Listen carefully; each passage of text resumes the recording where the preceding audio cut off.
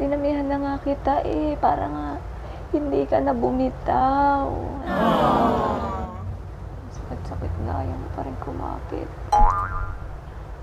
Ang hirap pala talaga. Kung nainis ako, i-klaseng kita ha. Huwag ka mapang bumitaw.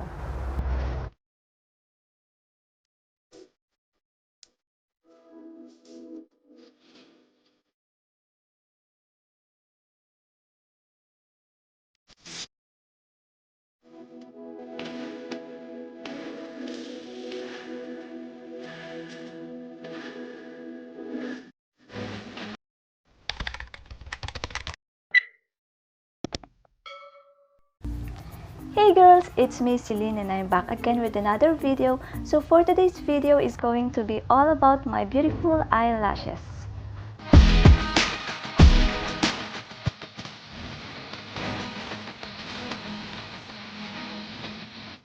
Whoops, scratch that because this is just fake eyelashes and I will be reviewing also my super cheap eyelash adhesive that I bought sa Novo. I will show you guys later kung paano ko to ginawa, paano ko to kinabit, and paano ko na-achieve ang look na ite. So this is my eyes without false eyelashes. Hindi ko na siya kinurl kasi kapag kinecurl ko siya, nahihirapan ako maglagay dati. Okay girls, let us all see if it's have or wale. I'm not so sure if malalagay ko siya ng maayos. But I pray na sana maging okay to kasi ang tagal ko nang hindi ginagawa to as in. Enough with the daldanas, let's now hop into the video! I will be using these false eyelashes from Novo and I got this for only 25 pesos. And for the pandikit, I will be using this eyelash adhesive from Novo also for only 20 pesos. I just hope di pa siya panis kasi matagal ko na tong nabili. Okay, ang hirap niyang buksan. Wait a minute. Walang akong kutsilyo. Oh my god, ang hirap niyang buksan. As in, kinutsilyo ko pa talaga siya at ay to. Ayan, lumusot na. Okay. So, tingnan lang natin yung texture niya. Malambot, malamang. Tapos kulay black siya. Oh my god, ang messy ng life. Take a look at it. Para siyang liquid eyeliner, ganun.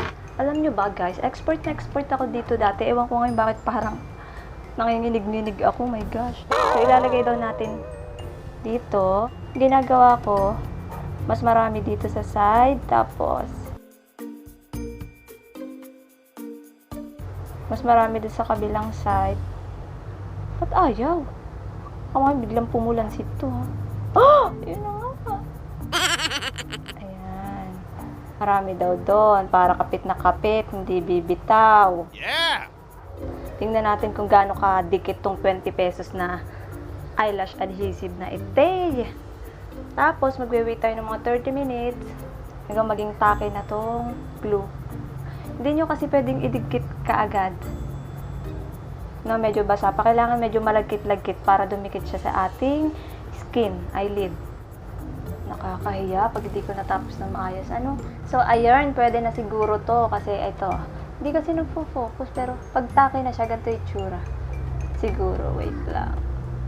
Ayun, kita nyo ba? Hindi pala. Ayun, medyo malagkit na. Parang rugby ba na matutuyo na. Try na natin.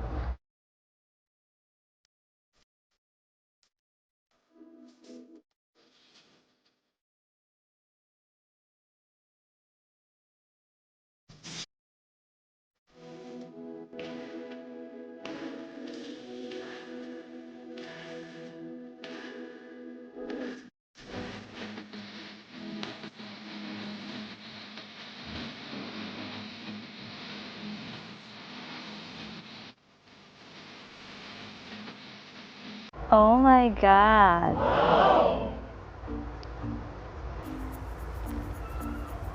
Grabe, isang oras bago ko maidikit, char. Pero, okay na. Sa halagang 25 pesos and 20 na pandikit. Tingnan nyo naman.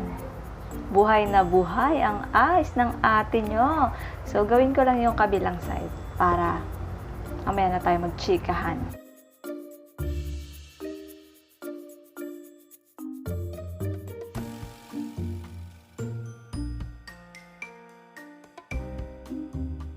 And then wait para maging tacky. Alam nyo na yung tacky. Yung kapag ginanon may sasama ng konti kasi ayaw niyang bumitaw. Gusto niya magkadikit lang kayo, ganun. Let's do this! Tacky na siya. Tacky-tacky Roomba.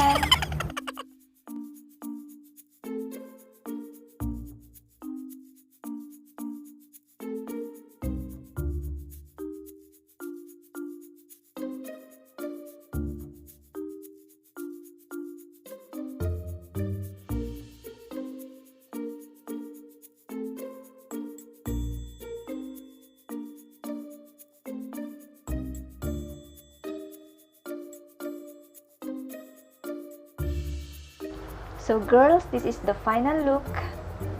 Ayan, kita nyo naman.